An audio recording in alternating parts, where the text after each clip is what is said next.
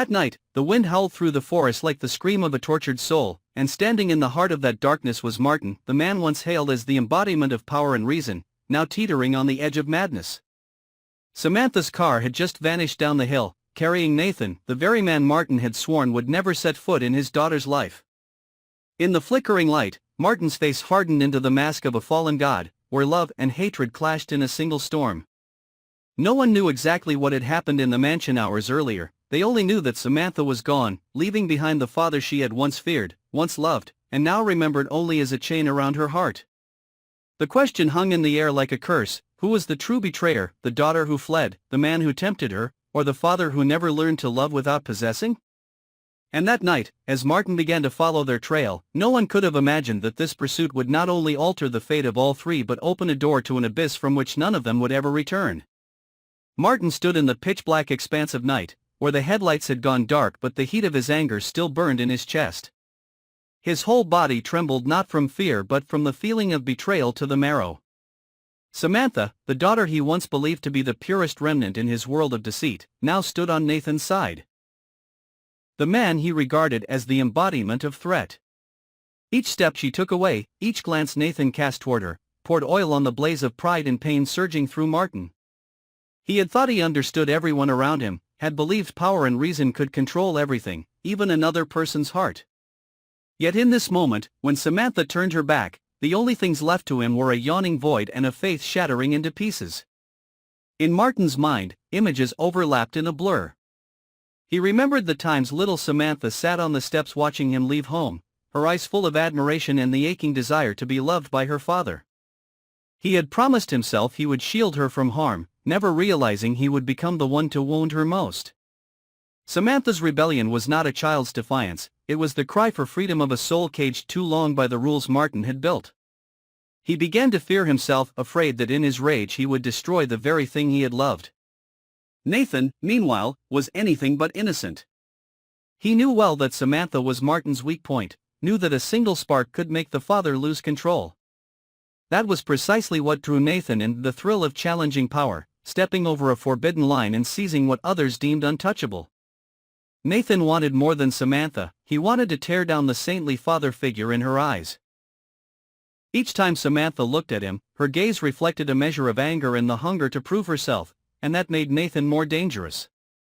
He did not love purely, he loved like a man trying to possess, to manipulate, to fill his own void by destroying someone else.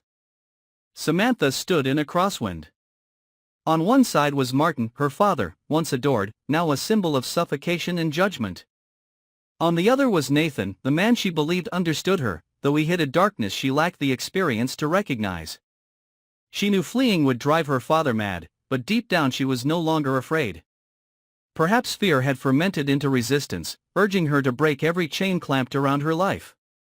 She wanted to live, to breathe, to make mistakes if she had to, so long as those mistakes were hers.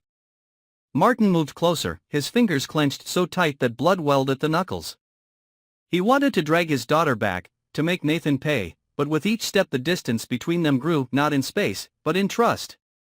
Samantha met his eyes without fear, with a fierce resolve that made Martin falter.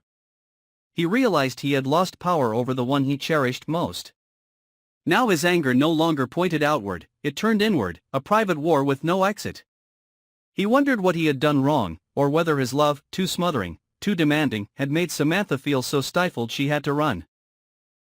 A night wind passed, carrying the metallic clatter of keys slipping from Martin's hand as he stood helpless, watching Nathan's car roll away. Everything shattered at once, the pride of a father, the reason of a man, and the composure of someone who once believed he could control fate. In that instant Martin was no longer the dignified father or the strong leader others admired, he was just a man abandoned in the dark, rejected by the person he loved most. When the car disappeared over the hill, Martin remained, his eyes hollow as they stared into the immense darkness ahead. Questions with no answers told in his head: was this punishment for placing power above affection? Proof that no one can hold on to what they do not truly understand?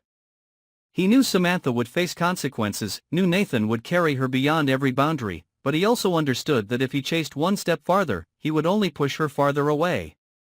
Later, in the cold house, Martin walked through empty corridors as if lost in his own memory. Everything that had once bound them, family photographs, small keepsakes, had hardened into a cutting silence. He began to see that some wounds cannot be stitched by apology or authority, they can only be healed by accepting loss. But Martin was not ready. His anger did not subside, it hardened into an obsession to repay all who had driven him to his knees. Samantha and Nathan, meanwhile, seemed free yet were shackled by the fallout of their choices. Nathan began to realize Samantha would not yield as easily as he had imagined. She was no puppet in his hands but someone gradually sobering, recognizing that running had not liberated her, it had merely opened a new procession of pain. Nathan felt threatened, while Samantha grew afraid not of her father but of the man she had chosen to follow. Martin's rage became a silent storm. He set people searching, tracing their trail, not as a grieving father, but as a man bent on reclaiming control. In the dark, he no longer knew where love ended and possession began. Each night he imagined the day Samantha would return, uncertain whether it would be into his arms or under his judgment. Far away, Samantha sat by a window, looking out at a star-laden sky. She realized that no matter how far she ran, the shadow of her father still pursued her in her mind. His anger had become an echo inside her, both fear and longing. She knew love can be a shackle, yet it is also the thread that keeps people from ever severing one another completely. Nathan watched her, unable to understand her silence, while she knew, deep in her heart, that this flight had never been about leaving her father, it was about forcing him to truly see her, not as a child, but as a person. That night, in both worlds, the one where Martin thrashed against fury and the one where Samantha trembled in solitude, the same truth resounded: punishment does not arrive from others but from the weight of one's own choices. And when dawn broke, none of them were the people they had been the day before. Dawn slowly rose, a pale light spilling through dew-soaked leaves and falling over the patch of ground where Martin stopped after a sleepless night. Dark circles ringed his eyes, his empty gaze fixed on the misty road ahead. The engine went quiet, leaving only the heartbeat of a man standing at a crossroads of fate. Every trace of Samantha and Nathan had vanished, as if the earth had swallowed them, as if they had never existed. In Martin's head, a refrain pulsed without end: don't chase anymore. But how could he stop when the obsession was already in his blood, when rage and love had blended until he could no longer tell pain from wounded pride? He looked up at the washed-out sky and wondered whether this was the beginning of punishment or the last chance to atone. Elsewhere, in a small riverside town, Samantha sat in a rented room, her trembling hands pressed to the window frame. Nathan still slept, his breath heavy, his face marked by unease even in quiet. She could not sleep. She saw her father's face in every dream, not fierce, not shouting, only silent, and that silence frightened her more than any roar. The freedom she had longed for now felt unfamiliar, like a garment too large that left her chilled to the bone.